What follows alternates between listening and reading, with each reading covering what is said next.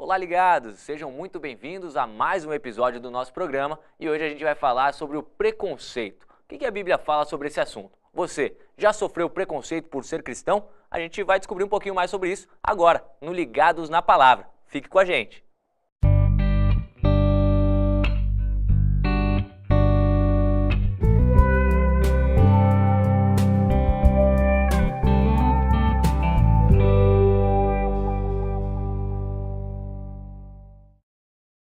A gente vive um tempo em que fala-se muito de minorias, então por isso que é importante a gente tratar desse assunto. Só que para conversar comigo sobre preconceito, eu tenho dois convidados muito especiais aqui hoje e eu vou apresentá-los. Primeiro, o pastor Vitor BJ, seja muito bem-vindo aí, pastor. Obrigado, pastor jovem aqui da Igreja Central de Curitiba. E com ele, o pastor Adriano Camargo. Tudo bem, pastor? Tudo bom, tudo bom. Legal, seja bem-vindo também. E para a gente começar, nada melhor que uma oração, né, pastor Vitor? Ok, vamos lá. Querido Deus, obrigado por estarmos aqui. Pedimos que o Senhor nos dê sabedoria, que o Espírito Santo esteja guiando essa discussão, abençoando cada um dos que estão em casa agora nos assistindo. É o que nós pedimos em nome de Jesus. Amém. Amém. Amém. Gente, a sociedade classifica os cristãos muitas vezes como uma minoria também. E as outras minorias, elas falam muito do preconceito. É assim com o cristão também? O cristão sofre preconceito nos dias de hoje? Com certeza, né? A gente não adianta achar que isso é uma ou outra minoria sofre. Os cristãos, embora não sejam tão pequeno número assim, mas são N histórias de pessoas que às vezes perderam emprego ou foram tratadas de maneira inferior por pertencerem à igreja X ou à religião Y também. Eu já passei por alguma experiência assim, não sei, provavelmente o Adriano também, né? Uhum. E é muito comum isso. Eu lembro quando era criança, assim, já na escola, um ou outro brincava, eu jogava ali na escolinha de futebol, não podia ir no jogo de sábado, e aí, não, mas só porque é da igreja, né, tal, quer ser o pastorzinho, não sei o quê. Então, assim, em todas as camadas de idade a gente vê, infelizmente, a presença desse preconceito. E levando tudo isso em consideração, de certa forma, é bom sofrer preconceito por causa de Jesus, pastor Adriano? Olha, eu acho que para quem está recebendo o preconceito nunca é legal, né? Mas a Bíblia apresenta esse preconceito por ser cristão de uma outra perspectiva. Então eu tenho alguns textos que eu queria ler, pelo menos 2 textos para a gente embasar essa resposta. De certa forma, a Bíblia vai mostrar para a gente que é bom sofrer preconceito por Jesus. O primeiro que eu queria ler é o texto de Mateus, capítulo 5, versículo 10 e versículo 11. Esse texto aqui foi Jesus mesmo que falou, quando ele fez ali o famoso Sermão da Montanha, e ele, no meio das bem-aventuranças, uma das bem-aventuranças é isso. Olha só, verso 10. Bem-aventurado os perseguidos por causa da justiça, porque deles é o reino do céu. Bem-aventurado sois quando por minha causa vos injuriarem. Talvez aqui a gente poderia colocar até a palavra, né? Quando você sofrer preconceito. E vos perseguirem, e mentindo disserem todo mal contra vós. E o verso 12. Regozijai-vos e exultai, porque é grande o vosso galardão nos céus. Pois assim perseguiram os profetas que viveram antes de vocês. Na Bíblia a gente encontra também Jesus falando, né, que o servo não é maior do que o seu senhor, ou melhor que o seu senhor. Se Jesus sofreu, provavelmente todos os seguidores dele aqui nesse mundo também sofreriam. A gente vê lá em Atos 5:41, os discípulos passaram por um momento bem difícil, foram até levar uma surra ali de líderes religiosos da época, fariseus, e eles foram liberados depois disso, e o texto diz, Atos 5:41, que depois que eles saíram daquela surra, eles saíram felizes. Como assim, né? Sair feliz de uma surra? Porque eles se sentiam orgulhosos por estar sofrendo por Jesus. E aí, o outro texto que eu queria ler, que é o texto de Pedro, 1 Pedro capítulo 2, verso 20 em diante, ele explica, então, por que é bem-aventurado, por que é feliz, por que é legal ser aí maltratado por Jesus, né? Ou melhor, por causa de Jesus. 1 Pedro 2, verso 20. Diz assim, olha só que interessante. Pois se a glória, se pecando e sendo esbofeteados por isso, o suportais com paciência, se entretanto, quando praticais o bem, sois igualmente afligidos e o suportais com paciência, isso é grato a Deus. Porque para isso mesmo fostes chamados, pois também Cristo sofreu em vosso lugar, deixando-vos exemplo para seguirdes os seus passos. Ou seja, a gente está sendo um representante de Jesus. A gente está passando por aquilo que Jesus passou. Ou seja, se a gente está sendo perseguido por ser cristão, é sinal que a gente foi alcançado pela graça e a gente está sendo transformado na medida de Jesus. É um bom sinal, né? Eu lembro, por exemplo, quando o pastor Bechota citou aqui de quando eu era adolescente, hoje, infelizmente ou felizmente, meu maior número de amigos são da igreja. Mas na época da adolescência, não. Eu morava num lugar onde só tinha eu de cristão. E os meus amigos, eles iam para festas, para baladas. E eu lembro que uma vez eles me convidaram, assim, na esperança de que eu ia ir. E eu acabei não indo. E depois disso, toda vez que alguém falava de festa ali do lado, não fala perto dele porque ele é crente, né? E eu disse, opa, é legal, né? Porque eles entenderam que eu sou diferente. E eu entendia que aquilo era uma amostra de que eu estava indo na direção certa. De que eu estava sendo um Jesus ali perto deles, né? Então é um bom sinal, de certo modo, de quando a gente recebe preconceito. Agora, até, Giba, isso é meio intrigante, né? Porque como assim ser feliz está sendo perseguido, né? Só que você vê a história da Bíblia, poxa, os discípulos, praticamente todos morreram assim, assassinados de maneira cruel, mas eles morreram felizes, né? Uhum. Você vê ali as histórias dos mártires sendo queimados, mas, sabe, cantando, sorrindo. É meio estranho ler isso, mas sem dúvida nenhuma a gente encontra a felicidade também na perseguição, né? E até fica até algo para a gente refletir, né? Se muitas vezes a gente tem medo de ser perseguido e não faz algumas coisas, não fala.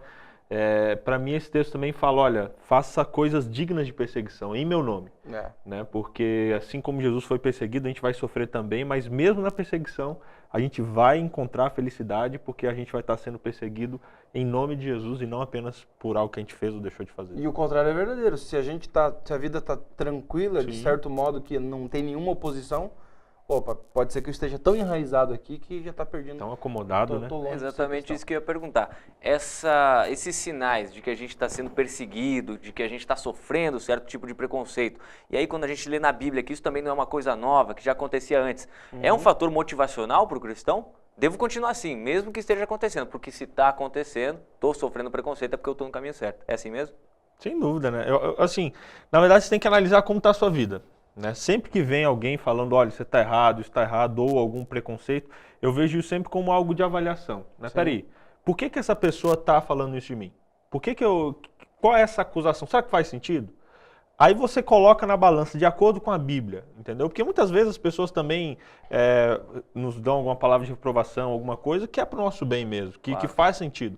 Mas eu sempre pego isso aí e coloco numa peneira, né? Poxa, peraí, faz sentido isso aqui de acordo com a Bíblia? Eu estou procedendo de maneira diferente? Mas quando eu vejo que eu estou seguindo o que Deus falou, a palavra de Deus, e esse está sendo o motivo da perseguição... Esse é o ponto. Aí, meu amigo, pode perseguir mesmo. Aí que é motivo de felicidade, porque você fala, olha só que ponto chegou. Eu sendo perseguido por estar fazendo a coisa certa. Não é legal ser perseguido.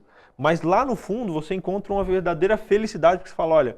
Ele não está reconhecendo, mas eu sei que Deus reconhece e Deus sabe da minha fidelidade. Porque você está fazendo certo. Sim. Essa é a alegria. É o senso do certo, né? É o senso, embora por fora as pessoas estejam te acusando, você no seu coração, você sabe que você está seguindo o caminho certo. Fiel, né? Fidelidade. Legal. Agora sim, a gente tem apenas 15 minutos de programa, só que a gente tenta abordar de uma maneira geral o assunto. Para quem está assistindo a gente não pensar ou achar que nós estamos nos fazendo de vítima, né? A gente quer também mostrar o outro lado. Eu queria perguntar para vocês, se existe também discriminação dos membros da igreja ou de quem é cristão para quem não frequenta nenhuma igreja ou para quem não é cristão. Existe isso? Existe, Adriano?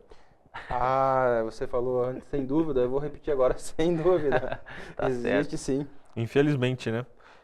A gente muitas vezes, eu até digo isso, muitas vezes a gente, por ter uma verdade tão completa, Giba, e por até fazer parte de um povo, uma igreja profética, sabe? Uma igreja que a gente sabe o seu papel, muitas vezes a gente entende isso da maneira errada e a gente foge para um exclusivismo, sabe? A gente tem a noção ali da Bíblia de que Deus ele quer um povo fiel, um povo que siga os seus mandamentos, só que essa verdade não é excludente. Não é pelo fato de eu ter encontrado essa verdade que apenas eu vou me salvar. Então, a Bíblia ela é muito clara, inclusive quando fala sobre a igreja visível e a igreja invisível. Eu lembro, por exemplo, aqui do exemplo do povo de Israel. Deus chamou eles com um propósito, né? E eles foram se fechando nesse propósito a ponto de não querer, os primeiros discípulos não quererem pregar para os gentios da época, porque eles achavam, não, para eles não tem salvação, né? É só a gente aqui. Jesus foi muito duro com eles por esse motivo, né? Mas isso acontece hoje em dia também. E isso é bíblico até. Muita gente fala, não, mas como assim? Mas tem gente, às vezes, fora da igreja, ou tem gente, às vezes, em outras religiões que a gente sabe que não são as melhores. Tem gente verdadeira ali, com certeza, né? O próprio Jesus tem até 2 textos aqui que eu separei, em João 4:23. Jesus disse assim, no entanto, está chegando a hora, e de fato já chegou, em que os verdadeiros adoradores adorarão o Pai em espírito e em verdade. São esses adoradores que o Pai procura. Aqui ele está falando de outros adoradores, né? Não aqueles que estavam ali. E um outro texto também que me chama muita atenção é quando é dito ali em João 10, né? Tenho outras ovelhas que não são desse aprisco. É necessário que eu conduza também, ouvirão minha voz, e haverá um só rebanho e um só pastor. Ou seja, Deus ele tem pessoas fiéis em todos os povos, até me arrisco a dizer em todas as religiões, pessoas que seguem aquilo ali com a integridade do coração delas. E no momento certo, Deus vai revelar e elas vão aceitar essa verdade, porque são pessoas que muitas vezes não tiveram acesso à verdade, às vezes não têm bagagem emocional, ou muitas vezes até se viessem para a igreja verdadeira nesse momento, se assustariam. Então eu vejo como que Deus as preservando lá, e no momento certo, todas essas ovelhas vão ouvir a voz do pastor e vão se juntar para poder esperar aí a sua segunda vinda. Amém. É incrível isso, né? Aos poucos a gente vai se abrindo, mas eu posso dizer que eu me encaixava aí nesse grupo que o pastor Vitor colocou, né? Às vezes a gente olha para fora e, como adventistas do 7º dia, a gente corre o risco de realmente pensar que é um povo especial, assim, no sentido de melhor do que os outros.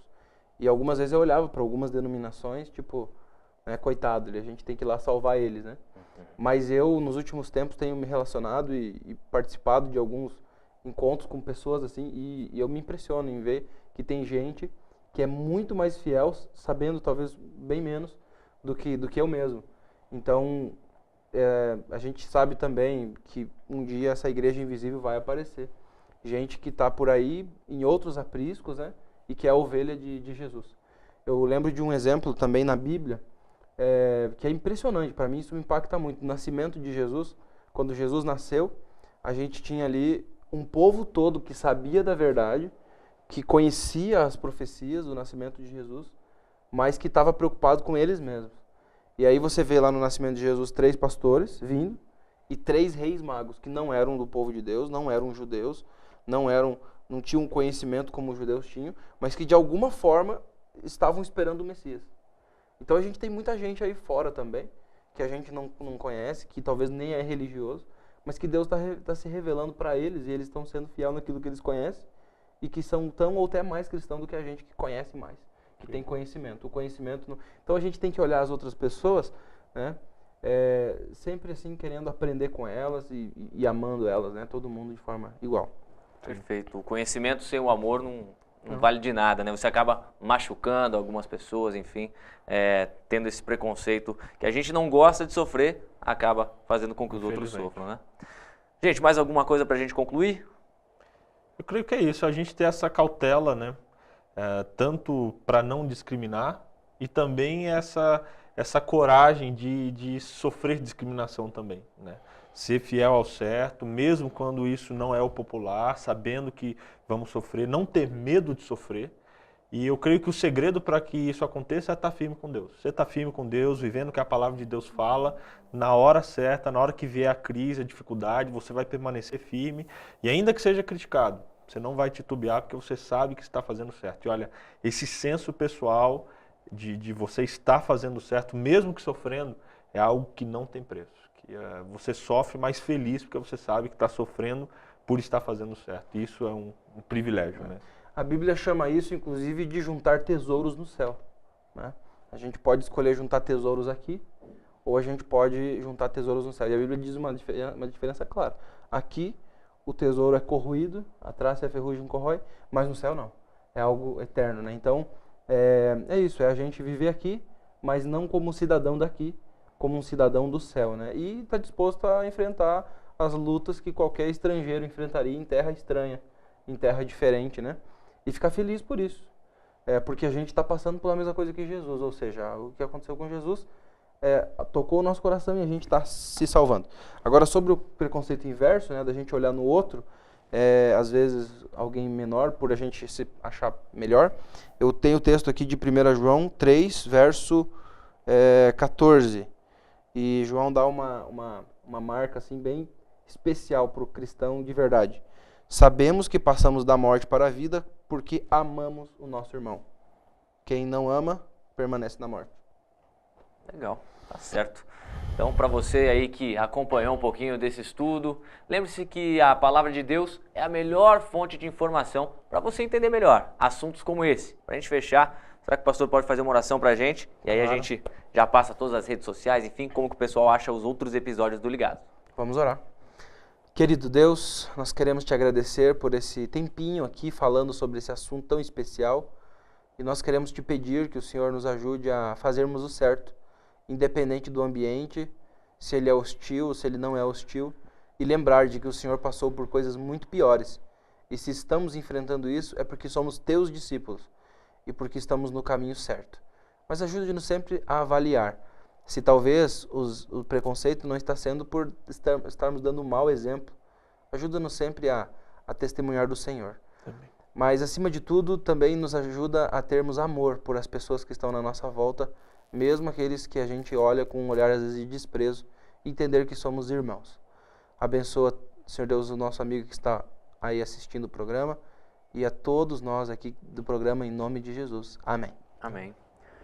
Ligados, obrigado mais uma vez pela sua companhia. Não deixe de se inscrever no canal, clica nesse botãozinho vermelho aqui embaixo que você vai começar a receber todas as informações e novidades dos vídeos que a gente lança por aqui e assista os outros episódios no nosso canal também. Todos os links estão aqui na descrição. Um abraço para você, fique sempre ligado na palavra.